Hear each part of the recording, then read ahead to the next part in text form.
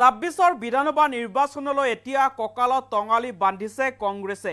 বিজেপিক প্ৰত্যাহ্বান জনাই এবাৰ কংগ্ৰেছে আৰম্ভ কৰিছে নিৰ্বাচনী ৰণদংকা।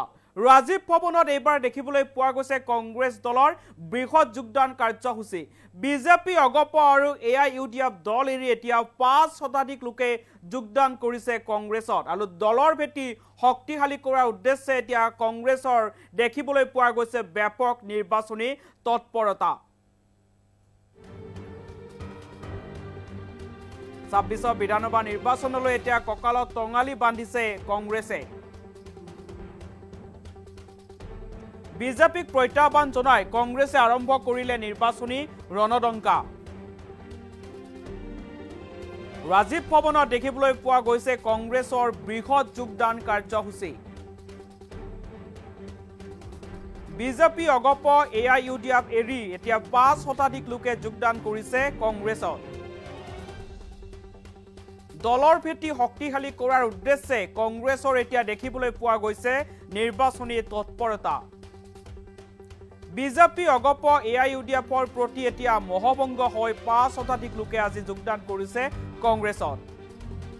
ভাৰতীয় জাতীয় কংগ্ৰেছ দলৰ সম্পাদক মনোজ চৌহানৰ উপস্থিতিত অনুষ্ঠিত হৈছিল যোগদান সভা।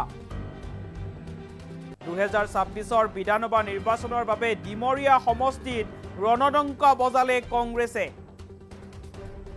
ৰাজ্যৰ সমষ্টিয়ে এতিয়া দলীয় ভেটি শক্তিশালী কৰিবলৈ উঠি পৰি লাগিছে কংগ্ৰেছ। ডিমৰীয়া ৰাজীৱ ভৱনত কংগ্ৰেছৰ আজি অনুষ্ঠিত হ'ল এখন বৃহৎ যোগদান কাৰ্যসূচী। গুৱাহাটী মহানগৰ জিলা কংগ্ৰেছ কমিটিৰ সৌজন্যত অনুষ্ঠিত হৈছিল যোগদান সভা। ডিমৰীয়া ব্লক কংগ্ৰেছ কমিটিৰ সহযোগত এই যোগদান সভা অনুষ্ঠিত হৈছিল আৰু এই যোগদান সভাতে 5 শতাধিক লোকে এতিয়া বিজেপি AIUDF ত্যাগ কৰি এতিয়া কংগ্ৰেছ দলত যোগদান কৰিছে আৰু যোগদান সভাত উপস্থিত আছিল কংগ্ৰেছৰ কেইবাগৰাকীও শীৰ্ষ নেতা। এটা গুৰুত্বপূৰ্ণ খবৰ জনাইছো, ৰাজনৈতিক খবৰ। 2026 অসম বিধানসভা নিৰ্বাচনৰ পূৰ্বে এতিয়া কংগ্ৰেছ দলৰ ভেটি কিছু পৰিমাণে শক্তিশালী হৈছে। আজিৰ দিনটোত ডিমৰীয়া ৰাজীৱ ভৱনত কংগ্ৰেছ দলৰ এখন যোগদান সভা অনুষ্ঠিত হৈছিল আৰু এই যোগদান সভাতে এতিয়া বিজেপি অগপ আৰু AIUDFৰ প্ৰতি মোহভংগ হৈ প্ৰায় 5 শতাধিক লোকে কংগ্ৰেছ দলত যোগদান কৰিছে। অৰ্থাৎ এতিয়া ঠায়ে ঠায়ে দেখিবলৈ পোৱা গৈছে কংগ্ৰেছৰ ব্যাপক নিৰ্বাচনী ৰণদংকা। এক প্ৰকাৰ এতিয়া 26 বিধানসভা নিৰ্বাচনলৈ কেইটামান বাকী থকা অৱস্থাত এতিয়া কংগ্ৰেছে নিৰ্বাচনী কুচকাৱাজ আৰম্ভ কৰিছে। কংগ্ৰেছে এতিয়া নিৰ্বাচনী ৰণদংকা বজাইছে আৰু আজিৰ দিনটোতো বিজেপি অগপ AIUDF এৰি 5 শতাধিক লোকে কংগ্ৰেছ দলত যোগদান কৰিছে। কংগ্ৰেছ দলৰ নীতি আদৰ্শৰ প্ৰতি আকৃষ্ট হৈ এতিয়া বিজেপি অগপ AIUDF এৰি 5 শতাধিক লোকে আজি কংগ্ৰেছ দলত যোগদান কৰিছে। যোগদান সভাত কেইবাগৰাকীও শীৰ্ষ পৰ্যায়ৰ কংগ্ৰেছ নেতা উপস্থিত আছিল আৰু এই যোগদান সভাতে এতিয়া দেখিবলৈ পোৱা গৈছে 5 শতাধিক লোকে বিভিন্ন দল ত্যাগ কৰিছে। বিজেপি ত্যাগ কৰিছে, অগপ ত্যাগ কৰিছে, AIUDF ত্যাগ কৰিছে আৰু আটাইকেইটা দল এৰি এতিয়া 5 শতাধিক লোকে আজি ভাৰতীয় জাতীয় কংগ্ৰেছৰ নীতি আদৰ্শৰ প্ৰতি আকৃষ্ট হৈ ডিমৰীয়াৰ ৰাজীৱ ভৱনত কংগ্ৰেছ দলত যোগদান কৰিছে। যোগদান সভাৰ অন্তত কংগ্ৰেছ নেতৃত্বই কি মন্তব্য কৰিছিল, মন্তব্য আগবঢ়াইছো। मैं मुक्ता, मैं कंचनजंगा बोलते थे ना।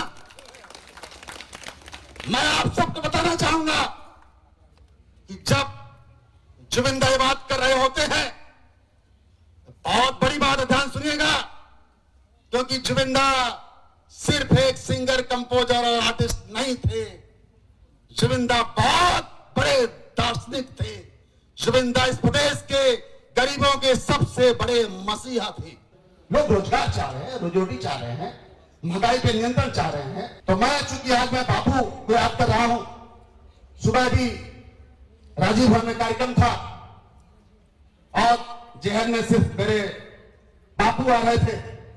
मुझे लगा कि मुझे यहां भी उसका जिक्र करना बहुत जरूरी है, क्योंकि मैं अपने लोगों के बीच हूं और आप लोग ही हो महत्वपूर्ण कड़ी हो जो कांग्रेस पार्टी के संदेश को नीचे तक, जमीन तक ले जाते हो। तो मैं नारा लगाऊंगा, आप लोग पूरे जोर शोर से हमारा साथ दीजिएगा।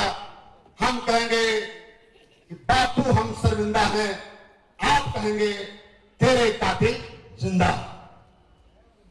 बापू हम शर्मिंदा हैं,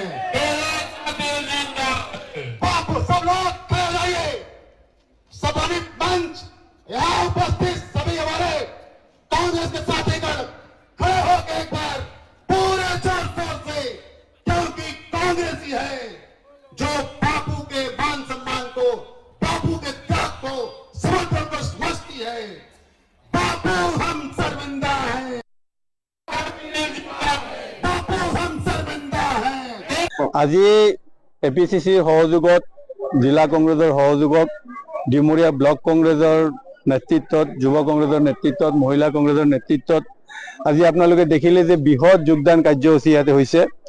মানুহ এতিয়া আমাৰ মাজত যিসকলে যোগদান কৰিছে আপোনালোকে নিশ্চয় দেখিছে যে অধিকাংশই মহিলা, কাৰণ মহিলাসকলক যিধৰণে ভাৰতীয় জনতা পাৰ্টীয়ে চৰকাৰ গঠন কৰাৰ আগত বা কৰি পেলাই যিধৰণে বাৰে বাৰে তেখেতসকলক ঠগন দিলে, বাৰে বাৰে যিধৰণে প্ৰতাৰণা কৰিলে, বাৰে বাৰে মহিলাসকলক লগত যি ধৰণৰ মানে মিথ্যা কথা ক'লে, তাৰ প্ৰতি অতিষ্ঠ হৈ আজি সৰ্বসাধাৰণ ভোটাৰ আমাৰ মাজত ওলাই আহিছে। সৰ্বসাধাৰণ ভোটাৰ আজি যোগদান কৰিব আহিছে। আপোনালোকে দেখিছে ডাঙৰ ডাঙৰ নেতা কিন্তু আমাৰ লগত নাই, আমাৰ যোগদান কৰিব আমি মাতাও নাই।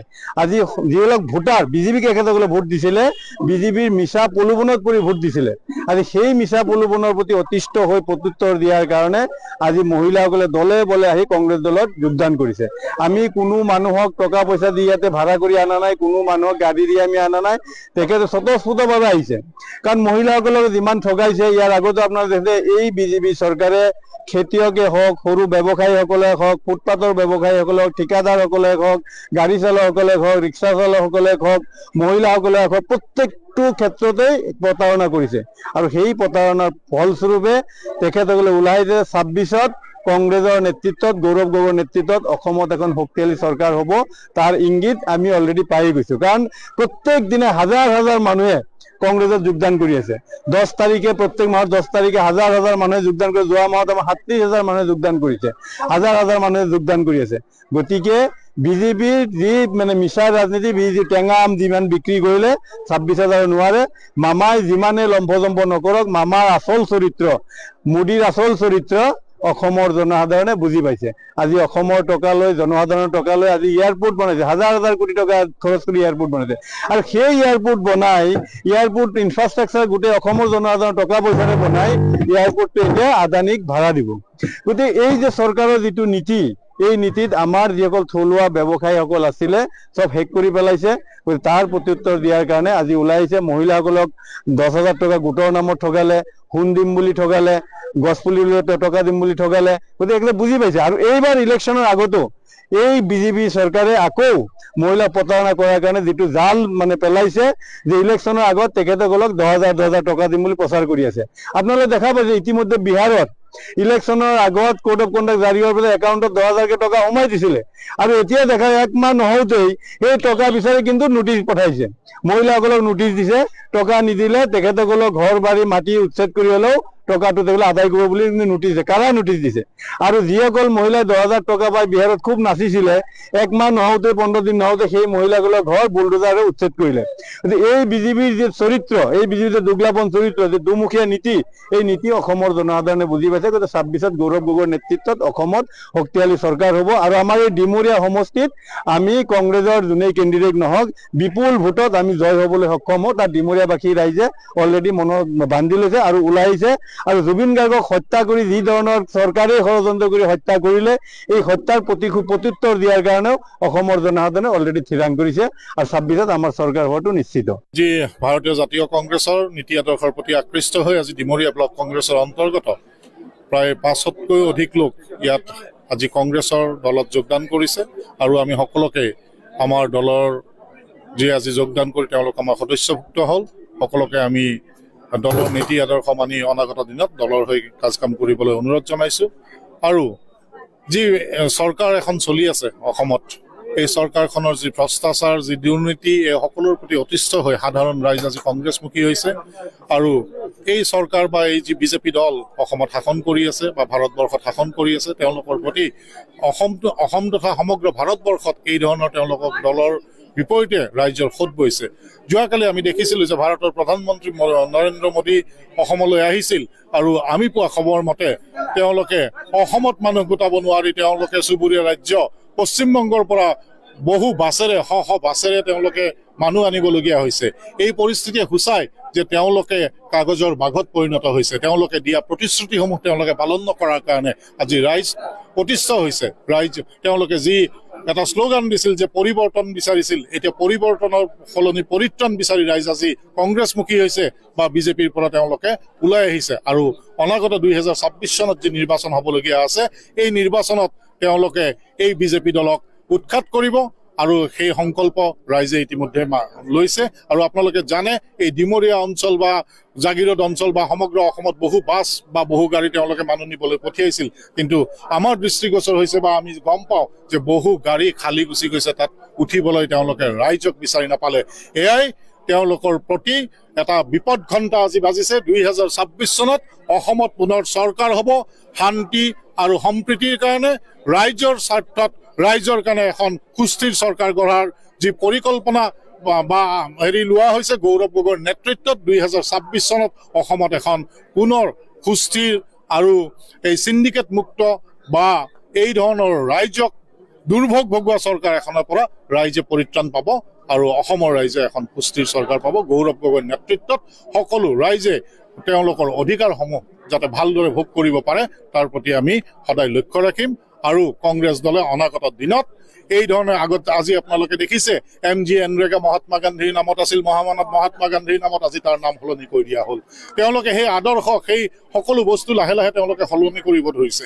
এই ধৰণে যেনেকৈ আজি ইলেকশ্যন কমিশ্যনত তেওঁলোকে য'ত চিফ জাষ্টিছৰ অনুমোদন লাগিছিল তেওঁক গুচাই দিয়া হ'ল, তাত হোম মিনিষ্টাৰক সোমাই দিয়া হ'ল।